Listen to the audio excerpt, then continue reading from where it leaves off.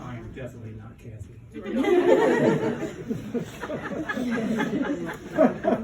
Not that there's anything wrong with that.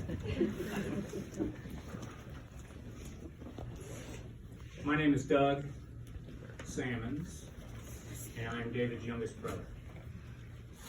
Or in other words, I'm number 10 or number 5. Anybody's part of a big family like my cousin Tim, we all understand that. I'm the number 10 kid. I'm the 5th brother out of 12. Kathy's number 4. Sam's number 2. All my brothers and sisters are here other than David. It's quite unusual. We will always talk about it. I go to like my brother David, I like to collect things. I still have tubs of Beanie Babies in my basement. And I think we got that from my dad. My dad was an only child, raised by his grandmother and grandfather, and met my mother Marilyn, who was what, 5 kids, right? 7.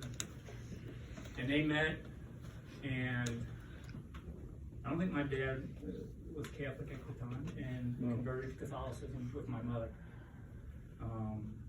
And I would have to argue with you guys as far as when he found God in 1982. I would say he found it when he was baptized by his mother and father. And then he found his way back to Jesus in 1982. I think all of us as brothers and sisters, we knew that this day would come at some point, right? That we would lose one of our brothers or sisters. And obviously way too soon. Unfortunately, I didn't get to spend a ton of time with David. As you get older and you have your family and do the things you do as your family, like sports, Brandon, I know that spent a lot of time with you, football, same with my son, football, basketball, coach my girls in basketball. But I would say my brother David is most like my father, Doug. My dad was selfless. Never looked to get things for himself. Always gave to his family first. And I think that laid the groundwork for David as he grew older and as he had his own family. And then as he started having grandkids, on how my father related to his grandkids. And so, I would very gladly love to have all of them back. I lost my dad way too soon also. I was in my 30s, Brandon, when my dad passed in 1998 at the age of 69. And then we lost our mother about 5 years ago at the age of 87. And when you lose your parents, it's probably the hardest thing you'll ever go through because they've been part of your life, your whole life, right? They gave you those base values that you try to live up to. You always feel like I can't live up to what my dad did or what my mom did. But you can find strength in what they did for you. And to all your kids and your grandkids, Cheryl, I know David would love to spend more time with you, but as Brandon and Allison so eloquently said, he's with his father now, his true father, and his biological father. And I'm sure I would love to be part of that discussion. My dad and David butted heads a lot growing up. Tim, I think when he shut your windows out at your house, it may have caused some things. And just so you know, the Hubers is my mom's brother, Mel. They had 13 kids. We had 12. My Aunt Carol, I don't think Carol was here or not. No. She only had 3. I don't know what her deal was. But we all lived next door to each other. Basically in one big commune is what it was. We'd all go to each other's house all the time, figure out who's where. Obviously our parents relied on other people to find out where we were because we were always going. Cheryl, I would have to say you probably changed his life for the better. I mean, I think when he met you, he probably didn't know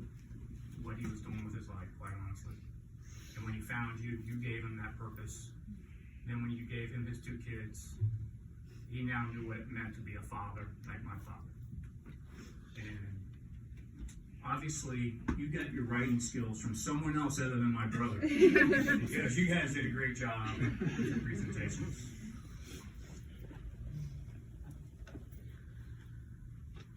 As many of you know, I usually try to remind everybody, I am an elected official, so don't yell at me. But I am the mayor of the village of North Bend. I'm in my ninth year of service. And I definitely take that position very seriously, because I see my role as a servant also. As a servant to my fellow citizens, as a servant to my community. And I can tell you I got that from my father. My father was a hard dude. He was tough. But you always knew where he stood. And I think from what you communicated today, you always knew where David stood. He never beat around the bush. And you gotta like that about someone, that he'll be honest with you. Even if it might hurt you, he will be honest with you. And so I try to carry on that same personality and that same servant attitude. And I think a lot of people in our public service today should do the same, as far as they're not there for themselves, but they're there for the citizens. One of the things that I tried to take a lot of notes last night. My wife said, write all this down.